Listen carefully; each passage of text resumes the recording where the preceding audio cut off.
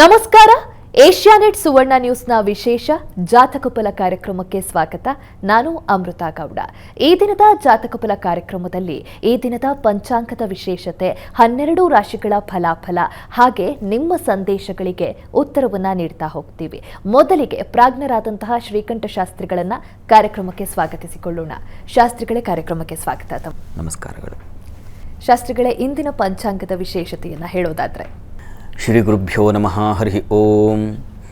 ಮೂರ್ತಿತ್ವೇ ಪರಿಕಲ್ಪಿತ ಶಶಿಭೃತೌ ವರ್ತ್ಮ ಪುನರ್ಜನ್ಮನಾಮಾತ್ಮೇತ್ಯಾತ್ಮವಿದಾಂ ಕ್ರತುಶ್ಚಿಯಜತಾಂ ಭರ್ತ ಅಮರಜ್ಯೋತಿಷಾಂ ಲೋಕಾನಾಂ ಪ್ರಳಯೋದ್ಭವ ಸ್ಥಿತಿ ವಿಭುಶ್ಚಾನೇಕಧಾಯ ಶ್ರಿತೌ ವಾಚನ್ನ ಸದದಾ ತ್ವನೇಕ ಕಿರಣಃ ತ್ರೈಲೋಕ್ಯ ದೀಪೋ ರವಿಃ. ವೀಕ್ಷಕರೆಲ್ಲರಿಗೂ ಶುಭೋದಯ, ಶುಭ ಬೆಳಗು. ಈ ದಿನದ ಸಂದೇಶಗಳನ್ನು ಪರಿಶೀಲಿಸೋಣ. ತತ್ಪೂರ್ವದಲ್ಲಿ ಈ ಹೊತ್ತಿನ ಪಂಚಾಂಗ ಗಮನಿಸಿಕೊಳ್ಳೋಣ. ಶ್ರೀ ಶೋಭಕೃ ನಾಮ ಸಂವತ್ಸರ, ಉತ್ತರಾಯಣ, ಶೇಷ ಋತು, ಪಾಲ್ಗುಣ ಮಾಸ, ಶುಕ್ಲ ಪಕ್ಷವಾಗಿದೆ. ಈ ದಿವಸ ಬುಧವಾರವಾಗಿರ್ತಕ್ಕಂಥದ್ದು. ತೃತೀಯ ತಿಥಿ, ಉಪರಿ ಚತುರ್ಥಿ ಕೂಡ ಇರತಕ್ಕಂಥದ್ದನ್ನು ಗಮನಿಸ್ತೀವಿ. ಇನ್ನು ಅಶ್ವಿನಿ ನಕ್ಷತ್ರ ಈ ದಿವಸ. ಪಾಲ್ಗುಣ ಮಾಸ, ಬುಧವಾರ, ತೃತೀಯ ತಿಥಿ ಮತ್ತು ಅಶ್ವಿನಿ ನಕ್ಷತ್ರ ಬಹಳ ಒಳ್ಳೆಯ ನಕ್ಷತ್ರ ಹೀಗಿದೆ.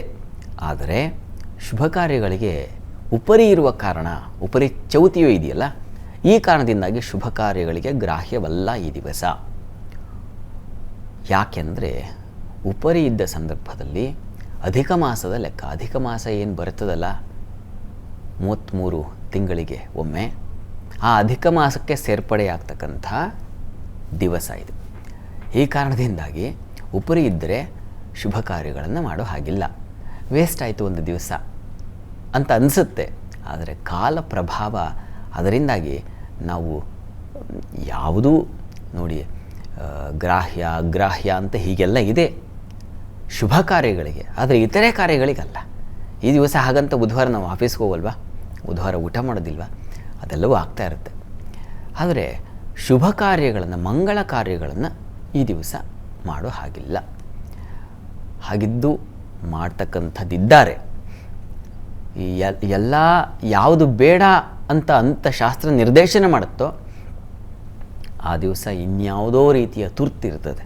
ಅಂತಹ ಸಂದರ್ಭದಲ್ಲಿ ಜನ ಮಾಡ್ತಾರೆ, ವಸ್ತುತಃ ಮಾಡಬಾರ್ದು. ಈ ದಿವಸ ಏನಪ್ಪ ಮಾಡಬಹುದು ಹಾಗಿದ್ದರೆ? ತೃತೀಯ ತಿಥಿ, ಚೌತಿ ಎರಡೂ ಇದೆ. ಈ ಕಾರಣದಿಂದಾಗಿ ಗೌರಿ ಪ್ರಾರ್ಥನೆಯನ್ನು, ಗೌರಿಯ ಮಗನಾದಂಥ ಗಣಪತಿ ಪ್ರಾರ್ಥನೆಯನ್ನು ಮಾಡಲಿಕ್ಕೆ ಶುಭ ಕಾಲ. ಶುಕ್ಲ ಪಕ್ಷದ ಚೌತಿಯಲ್ಲೂ ಗಣಪತಿಯನ್ನು ಆರಾಧಿಸಬಹುದು. ಚೌತಿ ತಿಥಿ ಅವನ ತಿಥಿ, ಯಾರು ಗಣಪತಿಯ ಒಂದು ತಿಥಿ. ಈ ಕಾರಣದಿಂದಾಗಿ ಚೌತಿಯ ಆ ದಿವಸ ಗಣಪತಿ ಸನ್ನಿಧಾನಕ್ಕೆ ಹೋಗಿ ಒಂದು ಮೋದಕ ನೈವೇದ್ಯ ಮಾಡಿಸಿ ಪ್ರಸಾದ ತಗೊಳ್ಳಿ.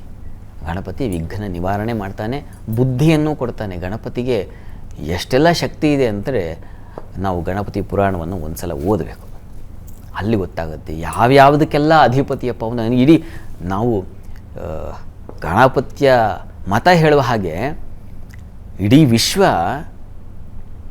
ಏನು ಶೈವರಿಗೆ ಶಿವನಿಂದ ಆಳ್ವಿಕೆ ಒಳಪಡುತ್ತೆ, ಗಣಪತ್ಯರಿಗೆ ಗಣಪತಿಯೇ ಅಲ್ಲಿ. ಗಣಪತಿಯೇ ಇಡೀ ಬ್ರಹ್ಮಾಂಡದ ಸೃಷ್ಟಿಕರ್ತ ಅಂತ, ಬ್ರಹ್ಮನನ್ನು ಅವನೇ ಸೃಷ್ಟಿ ಮಾಡಿದ್ದು ಅಂತ ಹೇಳುತ್ತೆ. ಅದು ಬಹಳ ವಿಶೇಷವಾದದ್ದು. ಯಾವುದಾದ್ರೂ ಸಂದರ್ಭದಲ್ಲಿ ಗಣಪತಿ ಬಗ್ಗೆ ಹೆಚ್ಚಿನ ಮಾತಾಡೋರು. ಅಂತೂ ಈ ದಿವಸ ಗಣಪತಿ ಸನ್ನಿಧಾನಕ್ಕೆ ಹೋಗಿ ಬನ್ನಿ, ಮೋದಕ ಸಮರ್ಪಣೆ ಮಾಡಿಸಿ, ನೀವು ಪ್ರಸಾದ ತಗೊಳ್ಳಿ. ಶುಭವಾಗಿ.